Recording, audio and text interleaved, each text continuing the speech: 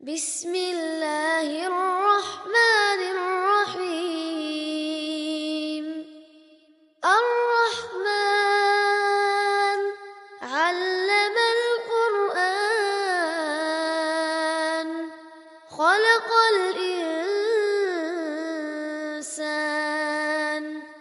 علمه البيان. أعوذ بالله من الشيطان الرجيم. بسم الله الرحمن الرحيم.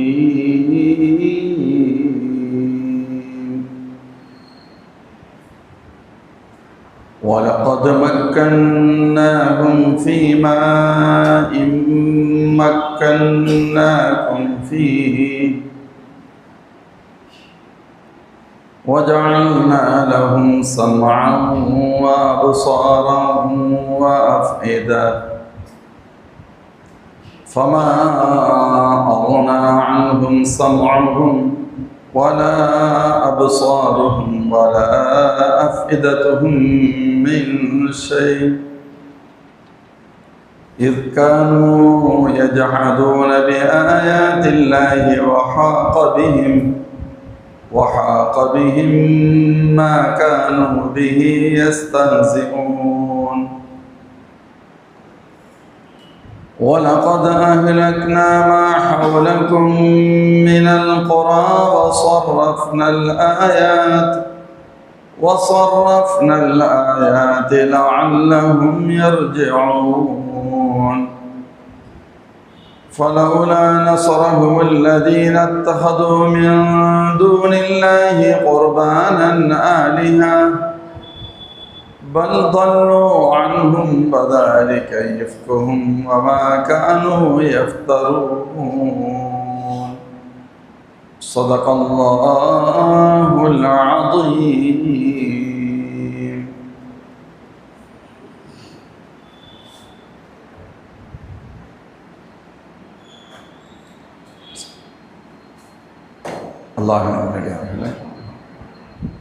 அல்லாஹ் ஜல்ல ஷானஹு வ தஆலாவின் பெயரால் அல் அஹ்காஃப் அத்தியாயத்தின் 25 வசனங்கள் வரைக்கும் உண்டான விளக்கங்களை பார்த்துள்ளோம்.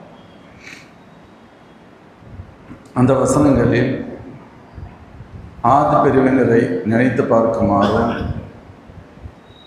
ஆது கூட்டத்தில் அவர்களுடைய நபியான ஹூத் என்ன வந்து சொன்னார்கள் என்றும் அதை அவர்கள் கேட்காததால் என்ன விளைவுகளை சந்தித்தார்கள் என்பதையெல்லாம் அல்லாஹ் ஜல்ல ஷானஹு வ தஆலா இதற்கு முந்தைய திருவசனங்களில் குறிப்பிட்டார். குறிப்பாக அவர்கள் மீது இறங்கிய இறை தண்டனை பற்றி விளக்கப்பட்டது. தங்களுடைய ஓடைகளை நோக்கி வருகின்ற மழையை தங்களுக்கு அருள்மழையாக அவர்கள் கருதி இந்த நேரத்தில் அல்லாஹ் சொன்னான், அது அருள்மழை அல்ல, நீங்கள் எதிர்பார்த்த தண்டனை என்று சொல்லப்பட்டது. அது வந்தவுடன்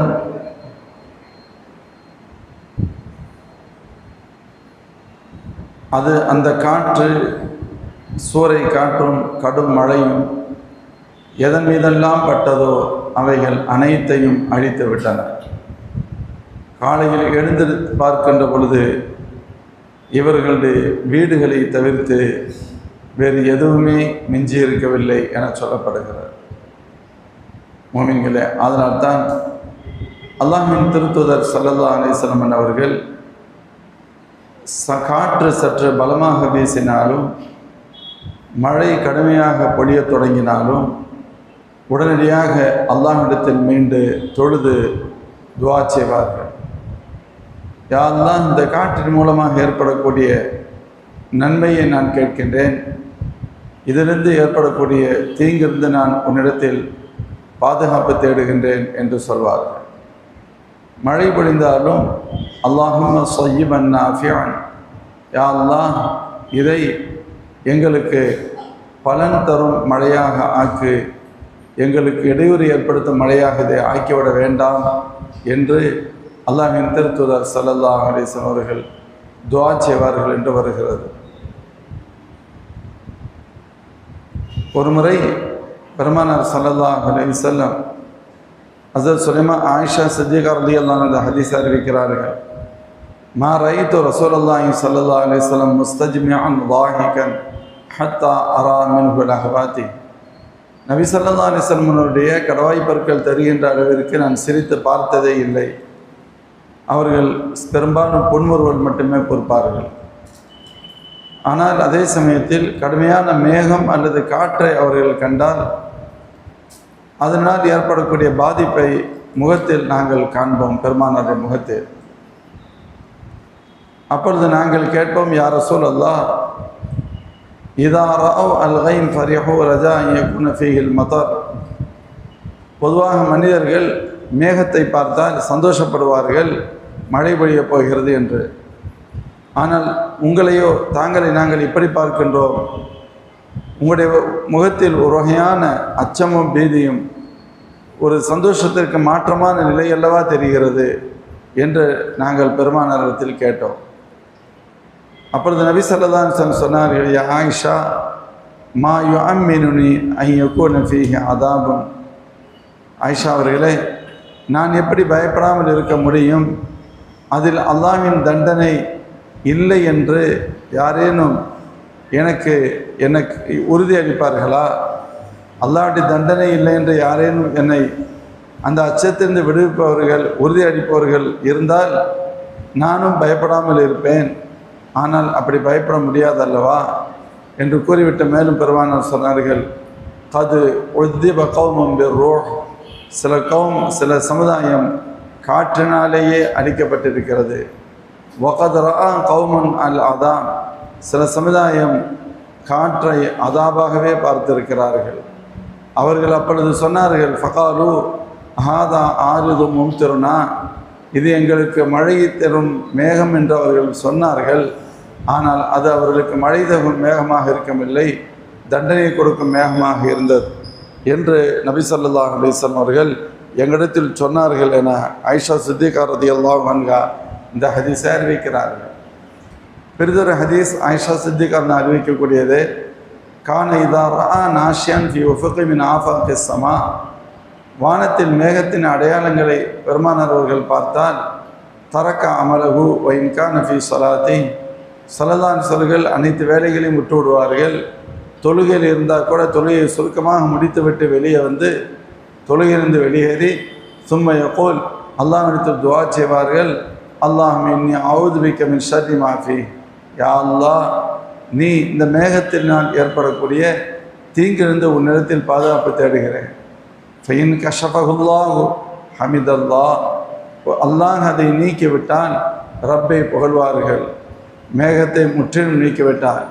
ஒயின் அம்தரத், அந்த மேகம் மழை பொழிய தொடங்கினால் கால அல்லாஹ்வின் திருத்துதர் ஸல்லல்லாஹு அலைஹி வஸல்லம் சொல்வார்கள், அல்லாஹும்ம ஸய்யிபன் நாஃபிஆ.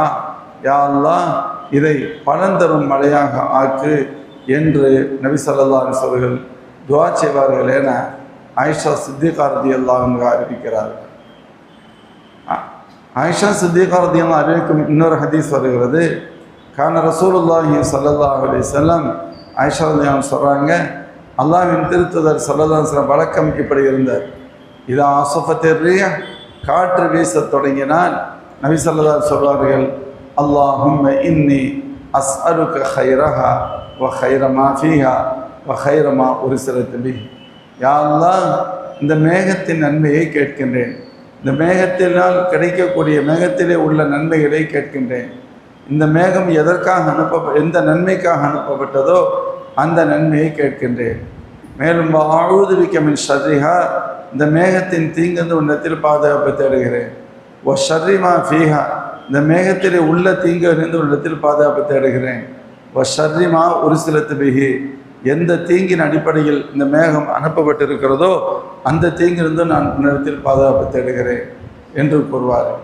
வைதா தஹய்யரத்தி ஸமாஉ, வானம் மேகமூட்டமாக ஆகிவிட்டால் தகையர் அலவுனுகு, பெருமானாரின் நிறம் மாறிவிடும்.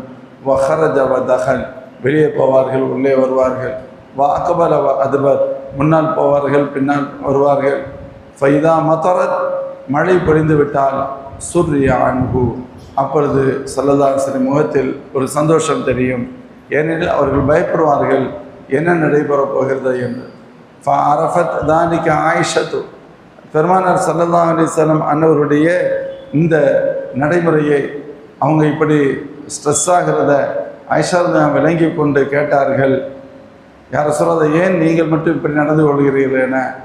அப்பொழுது நபி ஸல்லல்லாஹு அலைஹி சொன்னார்கள், லஅல்லஹு யா ஆயிஷா கமா கால கௌமு ஆதின், ஆயிஷா அவர்களே ஆது கூட்டம் சொன்னதல்லவா, ஃபலம்மா ரவுஹு ஆரிதம் முஸ்தக்பில அவதியத்திஹிம் காலு ஹாதா ஆரிதும் மும்திருனா, அவர்களது ஓடைகளை நோக்கிய மேகங்களை பார்த்த பொழுது இது எங்களுக்கு மழை தரையக்கூடிய மேகம் என்று ஆது பிரிவினர் சொன்னார்கள் அல்லவா, அதை போன்று இங்கும் நடந்துவிட்டால் நான் என்ன செய்வது என்று அல்லாஹ்வின் திருத்தூதர் ஸல்லல்லாஹு அலைஹி வஸல்லம் அச்சத்தை வெளிப்படுத்துவார்கள் என்று வருகிறார். அல்லாஹ்வுடைய பொதுவாக ஒரு மூமினிடத்தில் அல் மூமினு பைனல் ஹௌஃபி வர் ரஜா, ஒரு மூமினிடத்தில் அச்சமும் ஆதரவும் இரண்டும் இருக்கும் என சொல்வார்கள் பெருமானார் ஸல்லல்லாஹு அலைஹி வஸல்லம். அல்லாஹ்வுடைய தண்டனையை பற்றி கேட்கின்ற பொழுது அதை போன்று ஏதேனும் நிகழ்ந்துவிட்டால் என்ன செய்வது என்ற அச்சமும் மூமின்களிடத்தில் இருந்துதான் ஆக வேண்டும் என்பதை அல்லாஹ்வின் திருத்தூதர் ஸல்லல்லாஹு அலைஹி வஸல்லம் அன்னவர்களின் இந்த ஹதீஸ் குறிப்பிடுகிறது. இதைத் தொடர்ந்து அல்லாஹ் ஜல்ல ஷானஹு வ தஆலா சொல்கிறான், வலகத் மக்கன்னாஹும் ஃபீமா இம்மக்கன்னாகும் ஃபீஹி, வலகத் மக்கன்னாஹும் ஃபீமா இம்மக்கன்னாகும் ஃபீஹி, மக்காவாசிகளே உங்களுக்கு நாம் அளிக்காத வசதி வாய்ப்புகளை அந்த முன்வாழ்ந்த சமுதாயத்திற்கு நாம் அளித்திருக்கிறோம். வஜஅல்னா லஹும் ஸம்அன் வ அப்சாரன் வ அஃபீதா, அவர்களுக்கு கேட்கும் திறனுள்ள செவியையும் பார்க்கும் திறனுள்ள பார்வையையும் சிந்திக்கும் திறனுள்ள உள்ளத்தையும் அவர்களுக்கு தந்திருக்கின்றோம். ஆனால் தந்தோம்.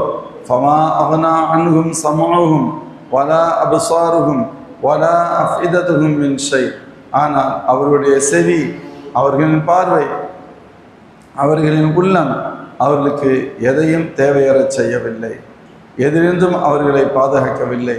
காரணம் இத் கானு யஜஹதூன பி ஆயாத்தில்லா, அல்லாஹ்வின் ஆயத்துகளை அத்தாட்சிகளை மறுப்போராக இருந்தார்கள். வஹாக பிஹிம் மா கானு பிஹி யஸ்தஹ்சிஊன், மேலும் எதை பற்றி அவர்கள் கேலியும் கிண்டலும் செய்தார்களோ அது அவர்களை சூழ்ந்து கொண்டு விட்டது.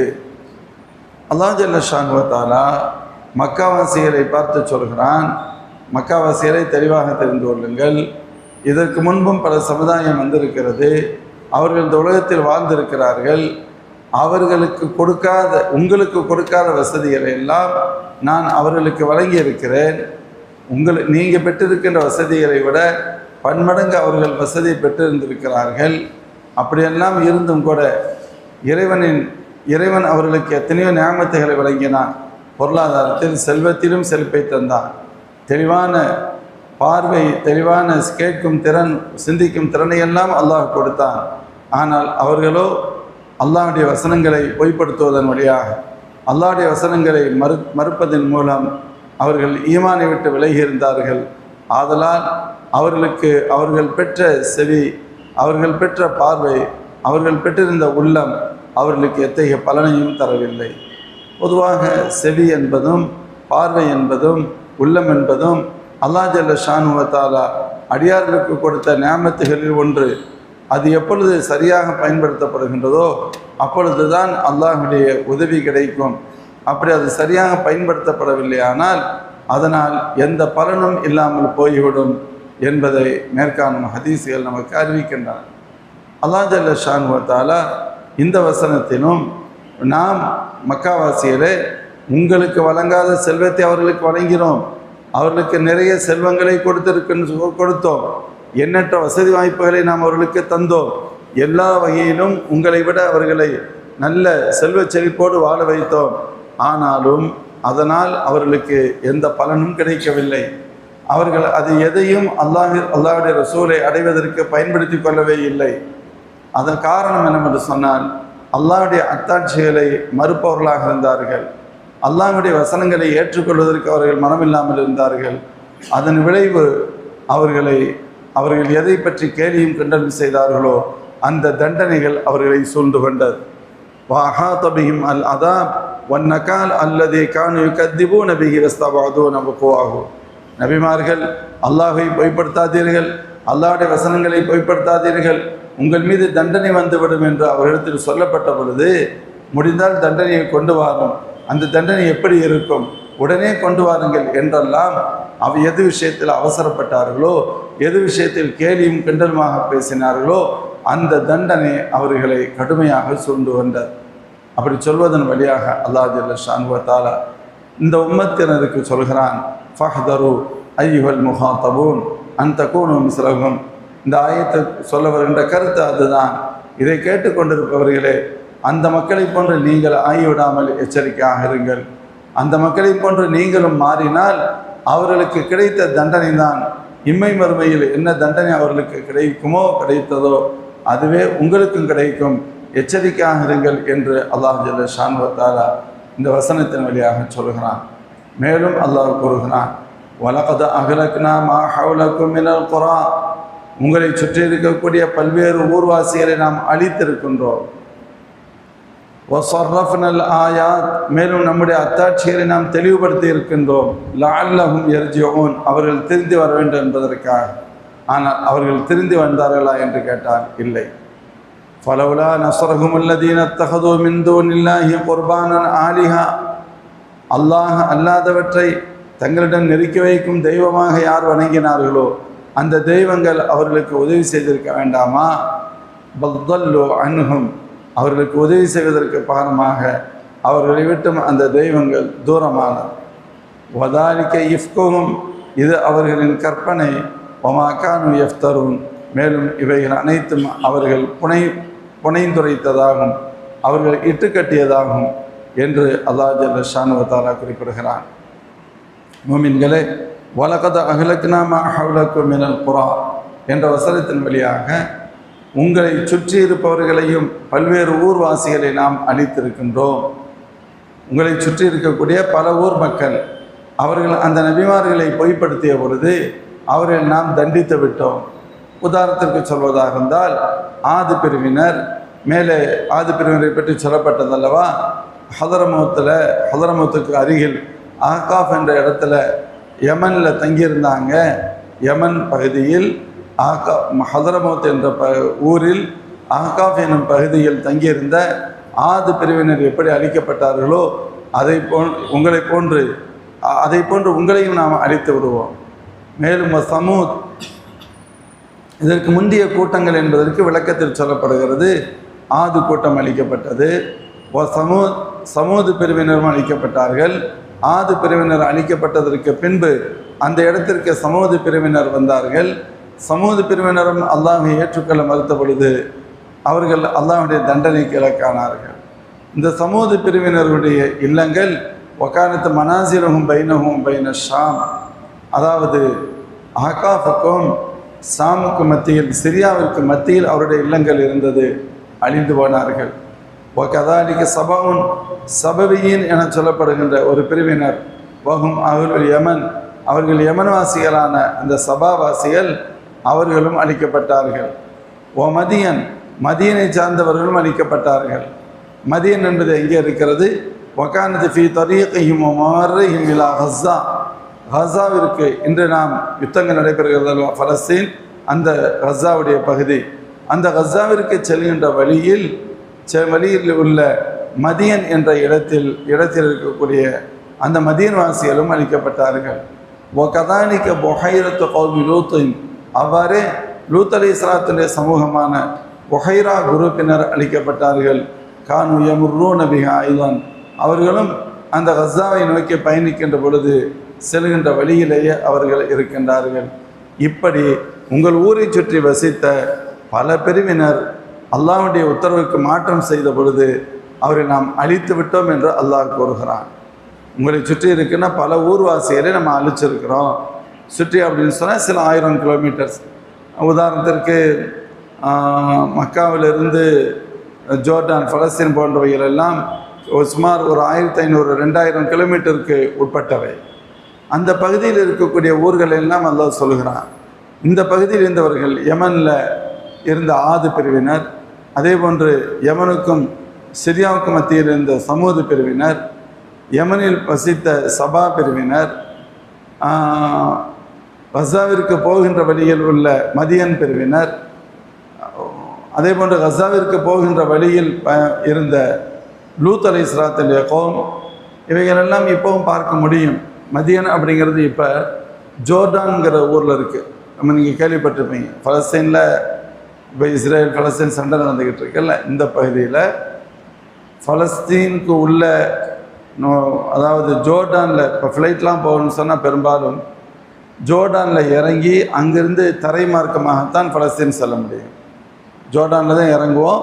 ஜோர்டானில் இறங்கி தரை மார்க்கமாக, அதுவும் ஒரு கார் வேன் பஸ்ஸில் போகிறோம். அது போய் அந்த ஒரு செக் போஸ்ட் மாதிரி ஒரு பெரிய இடத்துல நின்றோம். அது உள்ளே போகணும். உள்ளே போனால் ஒரு ஏர்போர்ட்டில் என்னென்னவெல்லாம் செக்கிங் இருக்கோ அதை போன்று எல்லா விதமான முறைகளும் கஸ்டம்ஸ் எல்லாமே இருக்கும். எல்லா கிளியரன்ஸ் அதே போல் இருக்கும். அது எல்லாம் முடிச்சுட்டு அதுக்கடுத்து அங்கிட்டு வெளியில் போகணும். வெளியில் போனால் அங்கு வேறு பஸ்ஸு வேறு கார் நம்மளை கூட்டிகிட்டு போகணும். இந்த கார் வர முடியாது. இவங்க அதோடு நின்றுவாங்க, இறக்கிட்டு இவங்க போயிடுவாங்க. நம்ம உள்ளே போனால் ஏர்போர்ட்டுடைய ப்ராசஸிங் அவ்வளவும் அதில் இருக்கும். அதற்கடுத்து வெளியே வந்து இன்னொரு பஸ்ஸு, இன்னொரு டாக்ஸி ஏற்கனவே அது டூரிஸ்ட் ஆப்ரேட்டர்ஸ் பிடிச்சி வச்சுருப்பாங்க, சொல்லி வச்சுருப்பாங்க. அதில் இருந்து தனியாக பலஸ்தீன் போகிற மாதிரி இருக்கும். இந்த எதுக்கு இதை சொல்ல வரேன், இந்த ஜோர்டான் பகுதி தான் மதியனுங்கிற பகுதி. ஒரு வித்தியாசமான விவசாய பூமி, மலைப்பாங்கான பூமி. ஒரு பெரிய மலை இருக்கும், பஸ் அப்படி மேலே ஏறுற மாதிரி இருக்கும், திருப்பி அதே அளவுக்கு கீழே இறங்கும். பசுமையான ஒரு பகுதி மதியன், ஜோர்டானுடைய பகுதி. ஹஸரத் ஷுஐப் அலைஹிஸ்ஸலாம் அந்த பகுதிக்கு தான் நபியாக அனுப்பப்பட்டார்கள். அல்லாஹ்வுடைய கிருபையில் நாங்கள் பலஸ்தீன் சென்ற பொழுது அந்த ஜோர்டானில் மதியன் வாசிகளுடைய அந்த இடத்துல ஷுஐப் அலைஹிஸ்ஸலாத்துடைய கபர் ஷரீஃப் இன்னும் இருக்குது. அது பாதுகாக்கப்பட்டுக்கிட்டு இருக்கு. அந்த இடத்துல ஜியாரத் செய்யக்கூடிய வாய்ப்புகள் எல்லாம் கிடைத்தது. ஹஸரத் மூசா அலைஹிஸ்ஸலாம் அவர்களுக்கு உதவி செய்த யூஷா அவங்களுடைய கபரு ஜோர்டானில் தான் இருக்குது. மூத்தா போர் நடந்துச்சுன்னு சொல்லுவோம், கஸ்வத் மூத்தா, அந்த யுத்தம் நடைபெற்ற இடம் ஜோர்டானில் தான் இருக்குது. குகைவாசிகள் அப்படின்னு சொல்லுவாங்க. குகைவாசிகள் கேள்விப்பட்டிருப்பீங்க. 7 வாலிபர்கள் ஈமானை பாதுகாத்து கொள்வதற்காக தங்களுடைய ஊரை விட்டு அவங்க வெளியே போனாங்க. வெளியே போய், ஏன்னா அநியாயக்கார அரசன் எல்லாத்தையும் ஷிர்க் வைக்கணும்னு சொல்லிக்கிட்டு இருக்கான், இது எப்படி செய்ய முடியும்? நம்முடைய ஈமானை பாதுகாத்து கொள்வதற்கு நம்ம எங்கேயாவது வெளியில் போயிட்டா கூட பரவாயில்ல என்று கருதிய அந்த மக்கள், அந்த 7 வாலிபர்கள் அவங்க ஊரை விட்டு வெளியே போயிடுறாங்க. வெளியே போனவங்க மறைஞ்சு வாழணும்னு நினைக்கிறாங்க, பயந்து. அப்போ ஒரு மலையுடைய குகை பகுதிக்கிட்ட போயிடுறாங்க. உள்ளே போய் அதில் அவங்க தங்குறாங்க. அவங்கள தங்கி கொஞ்ச நேரம் ரெஸ்ட் எடுக்கலாம்னு தூங்கினாங்க. அல்லாஹ் அவர்களை 309 ஆண்டுகள் தூங்க வைத்தார். எத்தனை வருடங்கள்? 309 ஆண்டுகள் தூங்கிட்டாங்க. 309 ஆண்டுகள் தூங்கியதற்கு பின்பு விழிக்கிறார்கள். அவங்களுக்குள்ளே பேசிக்கிறாங்க, என்ன அது நல்லா தூங்கிட்டோம் போல தெரியுது, எவ்வளோ நேரம் தூங்கியிருப்போம், முழுசாக ஒரு நாள் தூங்கியிருக்கலாம் அல்லது கொஞ்சம் கம்மியாக இருக்கலாம் அப்படின்னு பேசிக்கிட்டாங்க. அவங்களுக்கு அப்படி தெரிஞ்சிச்சு. ஒரு நாள் 24 ஹவர்ஸ் தூக்கம்ங்கிறதே பெரிய தூக்கம் அல்லவா, எல்லாரும் தூங்க முடியாதுல்ல. 24 ஹவர்ஸ் இருக்கும், இல்லை கொஞ்சம் கம்மியாக இருக்கும், ஒரு 20 மணி நேரமாவது தூங்கியிருப்போம், நல்லா தூங்கிட்ட மாதிரி தெரியுது, இப்படி பேசிக்கிட்டாங்க.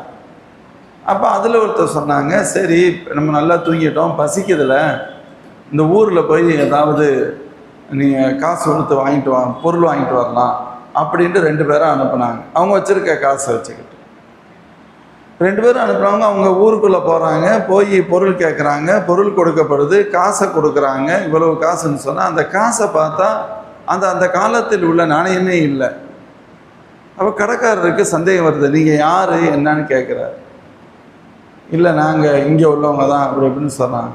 அவர் காரணம் என்னன்னு கேட்டால், இந்த 300 வருடத்துக்குள்ளே கரன்சி மாறி இருக்கு. நாட்டுடைய அந்த ரூபா நோட்டு இப்போ நம்ம கூட இருந்துச்சு. இதே 500 ரூபா நோட்டு கொஞ்ச நாளைக்கு முன்னாடி இல்லை 2016க்கு பின்னாடி தானே இந்த நோட்டை அடித்தாங்க. 200 ரூபா நோட்டு அதுக்கு பின்னாடி தானே பார்த்தோம், அதுக்கு முன்னாடி இருக்காது. உதாரணத்துக்கு சொல்ல வருது, இந்த 200 ரூபா இப்போ பழைய 100 ரூபா இல்லாமல் போச்சு, பழைய 1000 ரூபா இல்லை. ஒருத்தர் இப்போ கொண்டு வந்து ஒரு கடையில் 1000 ரூபாய் கொடுத்தா எப்படி இருக்கும்? வித்தியாசமாக இருக்குமில்ல. இதே தான் 2000 ரூபாய் கொடுத்து பழைய 2000 ரூபாய் கொண்டு வந்து கொடுத்தா, நான் அவரை பொறுத்தளவில் ஒரு 5 வருஷம் 10 வருஷத்துக்கு முன்னாடி இருந்தாலும் ஒன்றுமே இது இல்லை. 350 வருஷம் எங்கே இருக்குது? ஒரு 10 வருஷத்துக்கு முன்னாடியே ஒரு மாற்றங்கள் ஏற்படுது. அப்போ அந்த பணத்தை கொண்டு போய் கரன்சியை கொடுக்குறாங்க, கரன்சி மாறி இருக்கு. அவங்க கேட்குறாங்க, அவங்களுக்கு டவுட் வந்துடுது என்ன ஏது. அப்போது அந்த கடைக்காரருக்கு சந்தேகம் வந்து கடைசியில் இவங்களை ட்ரேஸ் அவுட் பண்ணி பேசி கேசி இது பண்ணி கடைசியில் நீங்கள் யார், எங்கே இருக்கீங்க, எங்கேருந்து வந்திருக்கீங்க, எத்தனை பேர் இருக்கீங்க எல்லாத்தையும் கேட்டுட்டு கடைசியில் அவங்க எல்லாத்தையும் கூப்பிடுவாங்க. கூப்பிடுகின்ற பொழுது கடைசியில் அரசாங்கத்தில் தானே நிப்பாட்டுவாங்க. இது மாதிரியான பிரச்சனைகள் வந்தால் அரசுக்கிட்ட போனால் அந்த ஆட்சியாளனே இல்லை. அதற்கடுத்து காலங்கள் மாறிடுச்சு, வேறு சில நல்ல ஆட்சியாளர்கள் வந்துட்டாங்க. நல்ல ஆட்சி 300 வருஷத்துக்கு இடைவெளி ஆயிடுச்சுல்ல, நல்ல ஆட்சியாளர்கள் வந்துட்டாங்க. அவங்க யாருக்கு பயந்து ஊரை விட்டு வெளியே வந்தாங்களோ அந்த ஆட்சியாளர்கள்லாம் இப்பொழுது இல்லை. இப்போ அதெல்லாம் அதுக்கு பின்னால் தான் தெளிவாதுன்னு வச்சுக்கோங்களேன். இந்த இந்த அதாவது அஸ்ஹாபுல் கஹ்ஃப் என்று சொல்லப்படுகின்ற குகைவாசிகள் தங்கிய பகுதியும் அந்த குகைவாசிகளை குகையை உள்ளடக்கி இருக்கக்கூடிய இடம் ஜோர்டான். ஜோர்டானு தான் அந்த குகை இருக்குது. அஸ்ஹாபுல் கஹ்ஃப் என்று சொல்லப்படும் குகைவாசிகளுக்கான அந்த அடையாளங்கள் அங்கே இருக்குது, தெளிவாகவே இருக்குது, இப்போவும் இருக்குது.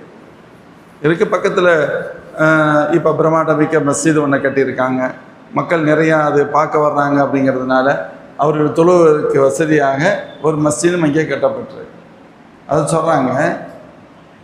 அப்போ இந்த மதியன் இருக்கக்கூடிய பகுதி, குறிப்பாக இந்த ஜோர்டான், இது எந்த பகுதியில் இருக்குது அப்படின்னு கேட்டால், அதாவது கஸாவுக்கு போகிற வழியில் இருக்குது அப்படிங்கிறாங்க. கஸாவுக்கு போகிறேன்னு சொன்னால் இதை தாண்டி தான் பலஸ்தீன் போகணும், கஸா போகணும். அப்படி அது என்ன ஒரே பகுதி தானே. ஒரு நேரத்தில் ஆரம்ப காலகட்டத்தில் சிரியா என்பது ஒன்றிணைந்த பகுதி தான். அதாவது ஜோர்டான், பலஸ்தீன், கஸா, இஸ்ரேல், இன்னைக்கு தானே இது இப்போ பிரிஞ்சு இது பண்ணது, அநியாயம் பண்ணது தானே. இவைகள் எல்லாம் சேர்ந்து ஒருங்கிணைந்த பகுதி. ஒரு 100 வருஷத்துக்கு முன்னால் நம்முடைய இந்தியா, இன்றைய பாகிஸ்தான், பங்களாதேஷ் எல்லாமே இந்தியா தானே. 100 வருஷத்துக்கு முன்னால் போனோம்னு சொன்னால் இந்தியா, பாகிஸ்தான், பங்களாதேஷ் 3 ஒரே நாடு, ஒருங்கிணைந்த இந்தியா தான். அதற்கு பின்பு நாடுகள் பெறுகின்றன. பாகிஸ்தான் ஒரு பேர் வந்து தனி நாடாச்சு, அதுலேருந்து ஒரு பகுதி பிரிஞ்சு பங்களாதேஷ்னு போயிடுச்சு. இதே போன்று தான் ஆரம்பத்தில் சிரியா என்பது ஜோர்டான், பலஸ்தீனை உள்ளடக்கிய பகுதி தான். ஆனால் இன்னைக்கு சிரியா என்பது ஒரு தனி நாடாக பார்க்கப்படுகிறது, ஜோர்டான் தனி நாடாக பார்க்கப்படுகிறது, பலஸ்தீன் தனி நாடாக பார்க்கப்படுகிறது. இப்போ சொல்லப்படுது, இது எந்த ரூட்டில் இருக்குன்னு சொன்னால், பலஸ்தீனுக்கு போகணும்னு சொன்னால் மக்காவாசிகள் மதியன் போய் அந்த வழியாக தான் போகணும், ஜோர்டான் வழியாக தானே போகணும், அந்த ரூட்டில் இருக்குது. அதே போல் வக்கதானிக்க புஹைரத்து கௌமி லூத் அலைஹிஸ்ஸலாத்தின கௌம் புஹைரா, இவங்களும் கஸா போகிற வழியில தான் இருக்கிறாங்க. இந்த 2 ஊருமே ஜோர்டான்லேருந்து மக்கா பலஸ்தீன் போகிற வழியில் இருக்குது. இதையும் நாங்கள் பார்க்க முடிஞ்சிச்சு. ஜோர்டான் டு பலஸ்தீனுக்கு போகும் பொழுது போகிற வழியில் நம்ம பஸ்ஸில் காரில் போவோம். ஒரு இடத்துல நிப்பாட்டுவாங்க, அதுக்கு பேர் இங்கிலீஷில் டெட் சி அப்படின்னு சொல்லுவாங்க.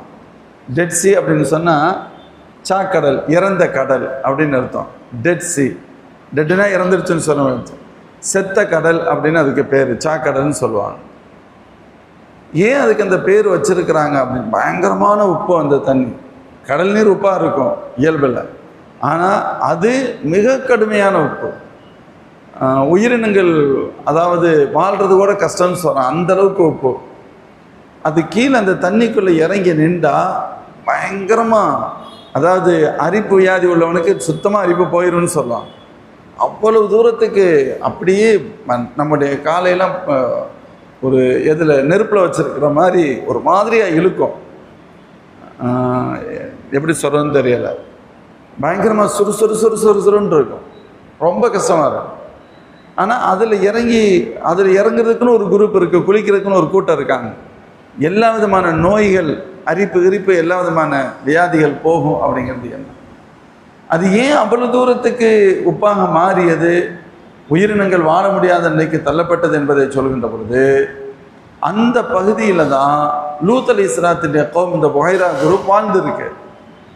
ஒரு அளவுக்கு மேலே அவர்களுடைய அநியாயம் கூடிக்கொண்டே இருந்த பொழுது இறுதியில் எந்த நிலைக்கு தள்ளப்பட்டாங்க அப்படின்னு சொன்னால் அல்லாஹ்வுடைய கோப பார்வை இறங்கியது. அல்லாஹ் சொல்வான், ஃபஜஅல்னா ஆலியஹும் சாஃபிலத், அவர்கள் மேலுள்ளவர்களை கீழ் உள்ளவராக ஆக்கிறோம். தோசையை புரட்டி போடுற மாதிரி அல்லாஹ் அந்த மக்களை டோட்டலாக அப்படியே கீழிருந்து தூக்கி அப்படியே தலைகீழாக புரட்டி அடிச்சிட்டான். எதை? அந்த கௌமிய லூத்தை அநியாயம் பண்ணுறாங்க, தப்புக்கு மேலே தப்பு பண்ணிக்கிட்டு இருக்காங்க, திருந்த மறுக்கிறாங்க. ஒரு கட்டத்தில் அல்லாஹ்வுடைய கோப பார்வை இறங்கியது, அவர்கள் தலைகீழாக புரட்டப்பட்டார்கள். அந்த பகுதி அந்த பகுதி தான் டெட் சி அப்படின்னு இப்போ சொல்கிறோம். இதை கடந்து இன்னும் கொஞ்சம் தூரம் போயிட்டோம் அப்படின்னு சொன்னால் பலஸ்தீன் வந்துடும். அல்லாஹ் ஜல்ல ஷானு வ தஆலா இப்படி பல்வேறு கௌம் அழிக்கப்பட்ட வரலாற்றை இங்கு சுருக்கமாக சொல்கிறான். வலகத் அஹ்லக்னா மா ஹவுலக்கும் மினல் குரா, உங்களை சுற்றி இருக்கக்கூடிய பல ஊர் மக்களை நாம் அழித்திருக்கின்றோம். எதனால் அழிச்சிருக்கிறோம்? ஏன்? சும்மா அவர்கள் அல்லாஹ்வுடைய தண்டனையை, அல்லாஹ்வுடைய உத்தரவுகளை மீறி அல்லாஹ்வுடைய வசனங்களை ஏற்க மறுத்து தவறுக்கு மேல் தவறு செய்த பொழுது அவர்கள் அழிக்கப்பட்டிருக்கிறார்கள். ஆனால் அதே சமயத்தில் அவரை நாம் திடீரென்று அழித்து விடவில்லை.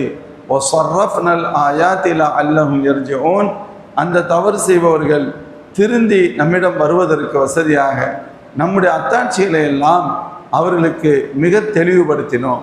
ரொம்ப தெளிவாக எல்லா விஷயத்தையும் அவங்களுக்கு நம்ம சொல்லி காமிச்சோம். இப்படி இப்படி இப்படி தவறு செய்யக்கூடாது, தவறு செய்தால் என்ன ஆகும், ஒவ்வொன்றையும் வானத்தை பற்றி பூமியை பற்றி எல்லாத்தையும் நம்ம தெளிவுபடுத்தினோம். அல்லாஹ்வுடைய கடமைகள் என்பது எது, இறை உத்தரவு என்ன, இறைவன் என்றால் யார், ரசூல்மார்கள் யார் என்ற விவரங்கள் எல்லாம் மிக தெளிவுபடுத்தினோம் அவங்க திருந்தணுங்கிறதுக்காக.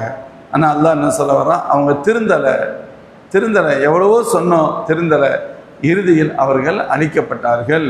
இது எங்கோ இருப்பவர்கள் என்று கருதாதீர்கள், உங்களை சுற்றி வாழ்ந்தவர்கள் தான் அழிக்கப்பட்டார்கள். இப்போ இன்னைக்கு பாம்பேயில் இருக்கக்கூடிய ஒரு குரூப்பை அழிக்கப்படுது, டெல்லியில் இருக்கக்கூடிய ஒரு கூட்டம் பயங்கரமாக சேட்டை பண்ணானுங்க அழிக்கப்படுது, நாக்பூரில் இருக்கக்கூடிய ஒரு கூட்டம் அழிக்கப்படுகிறது அப்படின்னு சொன்னால், இப்போ அது நமக்கு சொல்லப்பட்டால் எப்படி சொல்லப்படும்? உங்களுடைய நாட்டின் ஊரின் இன்னொரு பகுதியில் இருந்த சிலர் அழிக்கப்பட்டார்கள் வரம்பு மீறியதால் என்று நாம் சொல்வோம் அல்லவா? இதே ஸ்டைலில் அல்லாஹ் மக்காவாசிகளை பற்றி சொல்கிறான், உங்களுடைய ஊரை சுற்றி இருக்கக்கூடிய பல்வேறு கிராமங்கள், பல்வேறு ஊர்களில் வசித்த மக்களை அழித்து விட்டோம், அவர்கள் அல்லாஹ்விற்கு மாறு செய்ததால். அதே சமயத்தில் திடீரென்று அவர்களை அழித்து விடவில்லை, அவர்கள் திருந்துவதற்கு வசதியாக அனைத்தும் நாம் தெளிவுபடுத்தினோம். அவர்கள் எதையுமே கேட்காமல் போன பொழுது இறுதியில் அழிக்கப்பட்டார்கள். அல்லாஹ் சொல்லிட்டு இன்னொரு தகவலை சொல்கிறான், ஃபலவுலா நஸ்ரஹுமுல்லதீன தஹது மின் தூனில்லாஹி குர்பானன் ஆலிஹா, இவர்கள் ஃபலவுலா நஸ்ரஹுமுல்லதீன தஹது மின் தூனில்லாஹி குர்பானன் ஆலிஹா. இப்போ அல்லாஹ் கிண்டலை சொல்ல வர்றான், இவங்க அல்லாவை விட்டுட்டு எதையெல்லாம் வணங்கினாங்கல்ல, அசல் பிரச்சனை அதுதானே. அல்லாவை வணங்கலை, தெய்வம் கண்ட கல் கரடு மண் என்னத்தெல்லாம் வணங்கினாங்க. கேட்டால் இதைத்தான் எங்களுடைய மூதாதையர் வணங்கினார்கள், நாங்களும் வணங்குகிறோம்னு சொல்கிறாங்க. இது எங்களை ரப்பிடத்தில் நெருக்கமாக்கி வைக்கும் அப்படின்னு சொன்னாங்க, எங்களுக்கு இது உதவி செய்யும் அப்படிலாம் சொன்னாங்களே. அல்லாஹ் சொல்கிறான், இவர்கள் எந்த தெய்வங்களை அல்லாவை விட்டுவிட்டு எவற்றை இவர்கள் வணங்கினார்களோ, இவர்கள் வணங்கிய அந்த தெய்வங்கள் இவர்களுக்கு உதவி செய்திருக்க வேண்டாமா? அல்லாஹ் கேட்குறான். இந்த ஊர் மக்கள் இக்கட்டான நேரத்தில் மாட்டிக்கிட்டாங்களே, இக்கட்டான சூழ்நிலை மாட்டிக்கிட்டாங்களே, அழிவின் விளிம்புக்கு வந்துட்டாங்க, அழிக்கப்பட போகிற சூழல் இருந்ததல்லவா? இப்போ இவங்க எந்த தெய்வங்களை எல்லாம் வழங்கினார்களோ அந்த தெய்வங்கள் இவர்களை காப்பாற்றியிருந்தால் நன்றாக இருந்திருக்கும். ஆனால் காப்பாற்றலை மட்டுமல்ல, பல்தல்லு அணுகும், அவர்களோ காணாமல் போய்விட்டார்கள், யாரும் கிட்டத்தில் கூட இல்லை. பல்தகபு அணுகும் அஹோஜமா காணு இலேயும், அவர்களுக்கு மிக தேவைப்பட்ட நேரத்தில் இவர்களோ அங்கிருந்து காணாமலேயே போய்விட்டார்கள். வதாலிக்க இஃப்குஹும், அல்லாஹ் சொல்லிட்டு சொல்கிறான், வதாலிக்க இஃப்குஹும், இது அவர்கள் புனைந்ததாகும், அவர்கள் இட்டு கட்டியதாகும். அதாவது இதையெல்லாம் நாங்கள் இந்த தெய்வங்களை வணங்குவோம், இதைத்தான் வணங்குவோம், இதை வணங்கினா எங்களுக்கு உதவி கிடைக்கும், எங்களை காப்பாற்றும் என்றெல்லாம் அவர்கள் சொன்னது எந்த ஆதாரமும் இல்லாதது, எந்த முகாந்திரமும் இல்லாதது, இது அவதூறானது. வதாலிக்க இஃப்குஹும் வமா கானு யஃப்தரூன், மேலும் இவர்கள் இது அனைத்தும் இவர்கள் தங்களுக்கிடையே புனைந்துரைத்ததாகும். மற்ற தெய்வங்களை வணங்குவதும் அது தங்களுக்கு உதவி செய்யும் என்று சொன்னதெல்லாம் ஒன்றுமில்லாத செய்தி. அது ஒரு வகையான அவதூறு செய்தி தான். அப்படி சொல்வதன் வழியாக அல்லாஹ் சொல்கிறான், வகது ஹாபு வஹஸிரு ஃபி இபாதத்திஹிம் லஹா வஅத்திமாதிஹிம் இலைஹா, இந்த ஒன்றுக்கும் உதவாத இவைகளை வணங்கியதன் வழியாகவும் இவர்கள் மீது அவர்கள் கொண்ட நம்பிக்கையின் வழியாகவும் இந்த மக்களோ பெருநஷ்டம் அடைந்து விட்டார்கள் என்று அல்லாஹ் ஜல்ல ஷானு வ தஆலா எச்சரிக்கின்றார். மூமின்களே, இந்த 3 வசனங்கள் அல்லாஹ் இந்த 3 வசனங்கள் வழியாக அல்லாஹ் சொல்ல வருவது, உங்களை விட அவர்கள், அதாவது உங்களை விட அவர்களுக்கு வசதி வாய்ப்புகள் செல்வங்கள் எல்லாத்தையும் வழங்கியிருந்தோம். ஆனால் அவங்களுக்கு அது எந்த பலனையும் தரலை. அது அவர்களை அல்லாஹ்வுடைய உத்தரவுக்கு மாற்றம் செய்ததால் அதனால் அவர்கள் எந்த பலனையும் அடைய முடியவில்லை, அழித்து விட்டோம். ஒரு வசனத்தில் அல்லாஹ் சொல்வான், வகாய்ய மின் கரியத்தின் இய அஷத்து குவத்தம் மின் கரியத்தி கல்லத்தி அஹ்ரஜத் அகலக்னாஹும் ஃபலா நாசிர லஹும். யா ரசூலல்லாஹ், உங்களை ஊரை விட்டு எந்த மக்கள் வெளியேற்றினார்களோ, வகாய்ய மின் கரியத்தின் அஷத்து குவத்தம் மின் கரியத்தி கல்லத்தி அஹ்ரஜத், உங்களை வெளியேற்றியவர்களை விட பன்மடங்கு ஆற்றல் மிக்க பல சமுதாயத்தை நாம் அழித்து விட்டோம். உங்களை யார் ஒரு, அதான் மக்காவாசிகள் அல்லாஹ் சொல்கிறான், உங்களை மக்காவை விட்டு துரத்தி மதீனாவுக்கு துரத்தி விட்டாங்களே, இவர்களை விட ஆற்றல் மிக்க பல சமூகத்தை நாம் இந்த உலகத்தில் வைத்திருந்தோம். அவர்கள் எல்லை மீறிய பொழுது அவர்களை அழித்து விட்டோம். ஃபலா நாசிர லஹும், ஏனென்று கேட்பதற்கோ அவர்களுக்கு உதவி செய்வதற்கோ எந்த விதமான ஆட்களும் யாரும் இல்லை. அப்படின்னா நடந்திருக்கு. அப்படி இருக்கின்ற பொழுது இவர்கள் எம்மாத்திரம், இந்த மக்காவாசியர் இவங்களை அழிக்கிறதுக்கு ரொம்ப நேரம் ஒன்றும் ஆயிரார். அல்லாஹ் ஒரு இடத்துல சொல்லுவான், வமா கான அல்லாஹு லியுஅதிபஹும் அன்த ஃபீஹிம். யா ரசூலல்லாஹ், நீங்கள் இருக்கின்ற பொழுது அவர்களை எப்படி அழிக்க முடியும்? உங்களுடைய தாட்சணியத்திற்காக என்னுடைய நபி முஹம்மது ஸல்லல்லாஹு அலைஹி வஸல்லம் கவலைப்படுவாங்க, வருத்தப்படுவாங்க அப்படிங்கிறதுக்காக உங்களுடைய இந்த உம்மத் முழுமையாக விடப்படுகிறதே தவிர, இல்லையானால் இவர்களை அழிப்பதில் நமக்கு எந்த கஷ்டமும் இல்லை என்பதையும் இந்த வசனம் சுட்டி காண்பிக்கிறது. உங்களை விட உங்களுக்கு கொடுக்காத பல செல்வங்களை அவர்களுக்கு வழங்கி இருக்கின்றோம். ஆனால் அல்லாஹ்விற்கு மாற்றம் செய்த பொழுது அந்த செல்வங்கள் எதுவும் அவர்களுக்கு பலன் தரவில்லை, அழிக்கப்பட்டு விட்டார்கள். நீங்களும் இந்த நிலைக்கு போய்விடாதீர்கள் என்று அல்லாஹ் நம்மை எச்சரிக்கின்றான். அதே போன்று இன்னும் குறிப்பிட்டு, அவர் ஒரு சாரார் மட்டுமல்ல, உங்களை சுற்றி இருக்கக்கூடிய பல ஊர்களை அவர்கள் அல்லாஹ்வுடைய உத்தரவை ஏற்க மறுத்த பொழுது அவர்கள் அழிக்கப்பட்டிருக்கிறார்கள். இறைவன் உத்தரவை ஏற்க மறுத்தால் ஏற்படக்கூடிய விளைவுகளை எல்லாம் அல்லாஹ் இங்கே சொல்கிறான். மேலும் இவர்களுக்கு இத்தகைய இழிவுகள் ஏற்பட்ட பொழுது, இழப்புகள் ஏற்பட்ட பொழுது, எந்த தெய்வங்களை இவர்கள் வணங்கியதால் இந்த பிரச்சனைக்கு உள்ளானார்களோ அந்த தெய்வங்கள் இவர்களை காப்பாற்றியதா என்று கேட்டால் காப்பாற்றவும் இல்லை, ஒருபோதும் காப்பாற்ற முடியாது, அதற்கு சாத்தியமே இல்லை. எனவே இந்த பலகீனமான இறை கொள்கையை விட்டுவிட்டு பலசாலியான அல்லாஹ்வை நம்புங்கள், அல்லாஹ்வுடைய உத்தரவுக்கு கட்டுப்பட்டு நடங்கள். எந்த நிலையிலும் அல்லாஹ்வுடைய உத்தரவுக்கு மாறு செய்ய துணியாதீர்கள். மாறு செய்தவர்கள் எவ்வளவு பெரிய ஆட்களாக இருந்தாலும் சரி, அல்லாஹ் அவர்களை அழித்து விடுவான் என்பதற்கு நீங்களே சாட்சியாக இருங்கள். உங்களை ஊரை சுற்றி பல சமூகம் வாழ்ந்திருக்கிறது. ஒரு கட்டத்தில் தவறுக்கு மேல் தவறை அவர்கள் அதிகம் செய்த பொழுது அவர்கள் அழிந்து போய்விட்டார்கள். அந்த சிலைகளுக்கு வணக்கம் செய்ததன் வழியாகவும் தங்களை அதை காப்பாற்றும் என்ற எண்ணத்தில் அவர்கள் இருந்தார்களே, இவர்கள் எல்லோரும் அழிந்து போய்விட்டார்கள் என்று அல்லாஹ் சொல்வதன் வழியாக மோமின்களுக்கு வழங்கப்பட்டிருக்கின்ற ஈமான், அது எத்தகைய ஆற்றல் மிக்க செல்வம், எவ்வளவு பலமிக்க செல்வம், எவ்வளவு பாக்கியம் நிறைந்தது என்பதை மோமின்களே நீங்கள் புரிந்து, அந்த தவறை செய்யாதீர்கள் என்பது ஒன்று, நீங்கள் பெற்றிருக்கின்ற ஈமான் எவ்வளவு பாக்கியம் பெற்றது, எவ்வளவு உயர்ந்தது என்பது இன்னொன்று.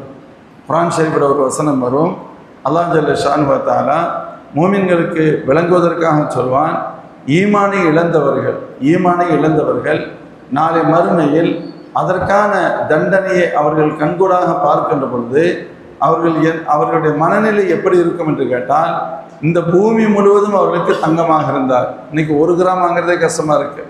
1 கிராம் 11,000 தாண்டி போய்கிட்டு இருக்கு. 12 கிட்ட வந்துருச்சு, 12,000 வந்துருச்சு. ஆச்சரியம், எங்கே போய் நடக்கும்னு தெரியாது. 1 gram 12,000. 10 gram 1,20,000. 10 gram 100 gram 1 kilo 10 kilo 100 kilo 1 ton 10 ton 100 ton 1000 ton பல்லாயிரக்கணக்கான டன்ஸ் இந்த இடத்துல வைக்க முடியும். 1 கிலோ தங்கம்ங்கிறது நல்ல டென்சிட்டி கூடுதலாக இருக்கும். அடர்த்தி சும்மா நம்ம கையில் பிஸ்கட் மாதிரி வச்சுட்டு போய்கிட்டே இருக்கலாம். அப்போ இவ்வளோ பிரம்மாண்டம் மிக்க ஒரு மஸ்ஜிதில் எத்தனை ஆயிரக்கணக்கான டன்ஸ், அதனுடைய ரேட் என்ன? சென்னை முழுவதும் வச்சா அதனுடைய ரேட் என்ன? தமிழ்நாடு முழுவதும் வச்சா, ஆசியா முழுவதும் வச்சா, யூரோப் எல்லா பகுதியும் வச்சா, இவைகள் அனைத்தும் தரைப்பகுதி. பூமி என்பது தரைப்பகுதி மட்டுமல்ல, நீர்ப்பகுதியும் சேர்ந்தது தான். நீர்ப்பகுதி மட்டுமே கிட்டத்தட்ட 78%, 70+ இருக்கு. அவ்வளவு கிட்டத்தட்ட அதாவது 27-28% தான் நிலப்பகுதின்னு சொல்லுவாங்க. மீதி எல்லாமே நீர்ப்பகுதி, கடல். அப்போ அந்த கடலையும் அல்லாஹ் சேர்க்க சொல்கிறான்.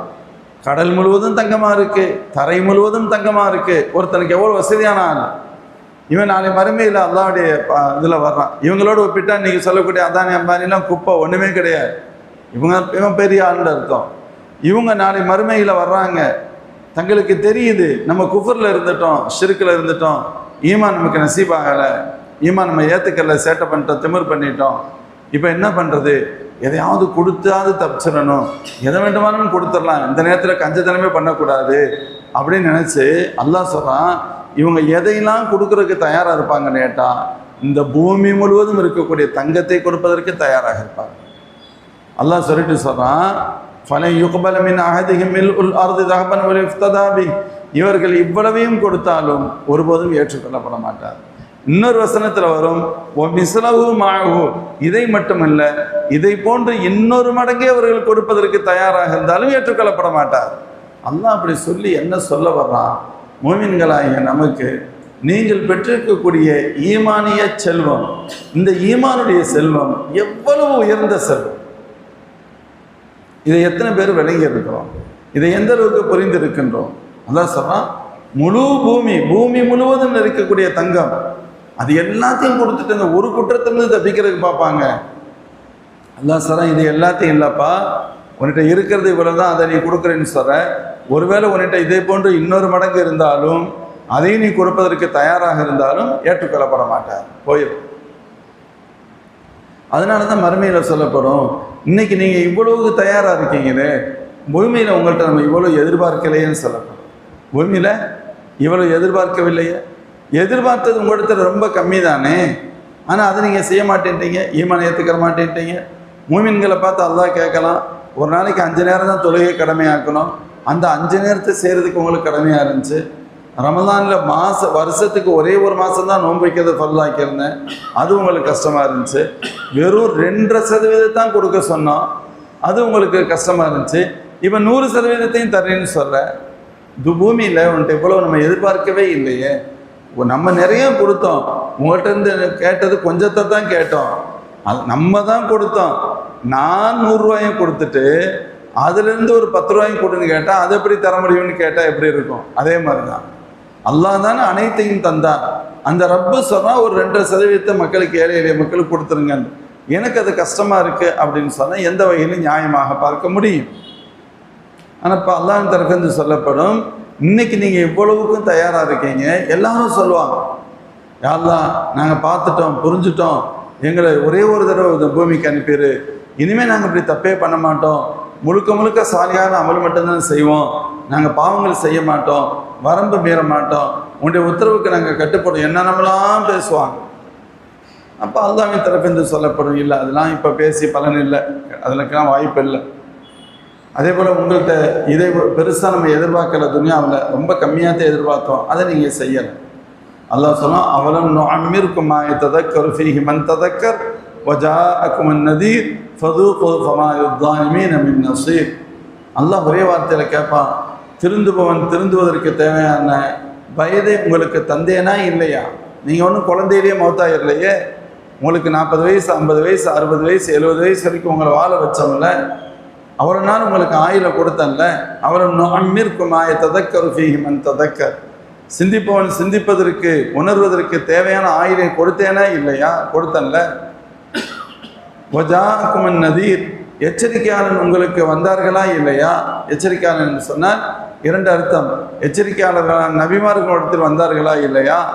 இன்னொன்று மோமின்களை பார்த்து கேட்கப்படும், உங்களை எச்சரிக்கை செய்யக்கூடிய நிறை உங்களுக்கு கொடுத்தோம் தானே? முடிய கற்பாவே வச்சிருக்கலாம் இல்லை, நிறையை தந்ததன் வழியாக நீங்கள் பிற்பகுதியில் இருக்கிறீங்க என்பதையும் உனக்கு நான் இஷாரை செய்யத்தானே செஞ்சேன்.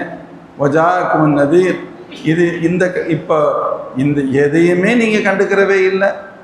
உனக்கு வயசை கொடுத்தோம், அந்த வயசும் உனக்கு படிப்பினையை தரல. நிறைய கொடுத்தோம், நிறைய படிப்பினை தரல. மலக்குமார் நபிமார்கள் வந்தாங்க, அதையும் நீங்கள் ஏற்றுக்கிறல. இப்போ என்னை மன்னிச்சிருந்தா எப்படி மன்னிக்க முடியும்? ஃபதூகு, இறைவனின் தண்டனை நீங்கள் அனுபவியுங்கள். ஃபமாலித்தாலிமீன மின் நசீர், நீங்கள் தண்டிக்கப்படுகின்ற பொழுது உங்களுக்கு உதவியாளர் யாரும் இருக்க மாட்டார்கள், உங்களுக்கு உதவி செய்வதற்கு யாரும் இருக்க மாட்டார்கள் என்றெல்லாம் அல்லாஹின் தரப்பிலிருந்து நாளை மறுமையில் கூறப்படும். அல்லாஹ் கேட்கறது, உங்களுக்கு ஏதாவது நான் ஒன்று சொல்லலையா?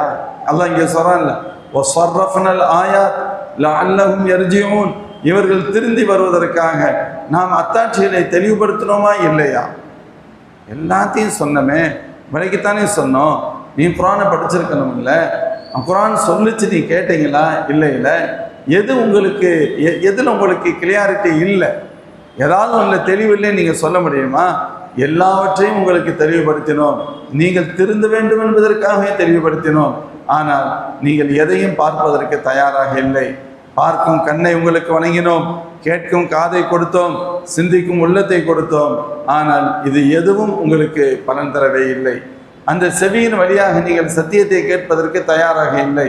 அந்த பார்வையின் வழியாக நீங்கள் சத்தியத்தை பார்ப்பதற்கு தயாராக இல்லை. அந்த கல்வின் வழியாக சத்தியத்தை உண்மையையும் நீங்கள் சிந்திப்பதற்கு கூட தயாராக இல்லை. நாம் என்ன செய்ய முடியும்?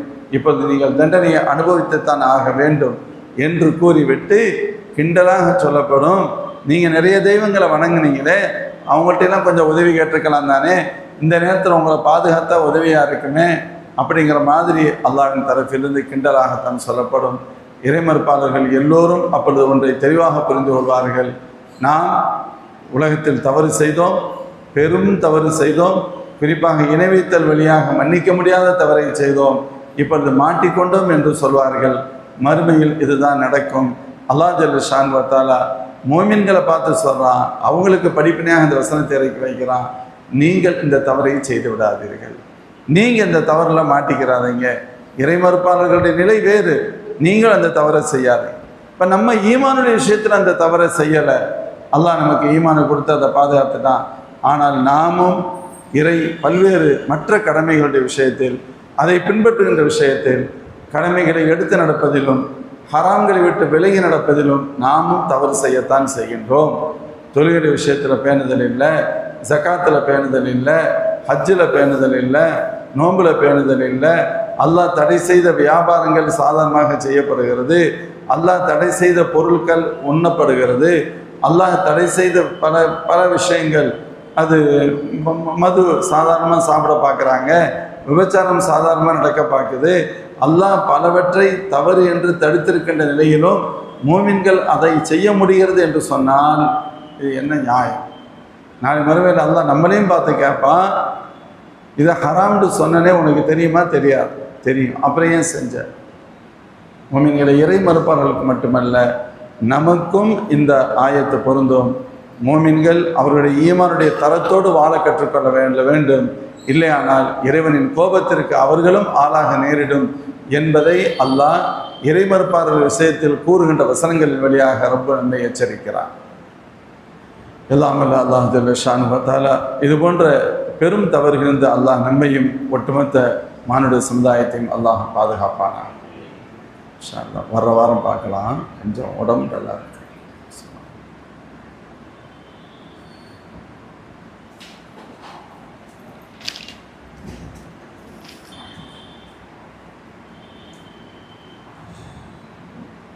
بسم الله الرحمن الرحيم الحمد لله رب العالمين والصلاة والسلام على رسولك سيدنا نبينا مولانا محمد صلى الله عليه وسلم حق قدره ومقداره صلاة دائمة بدوام ملك الله.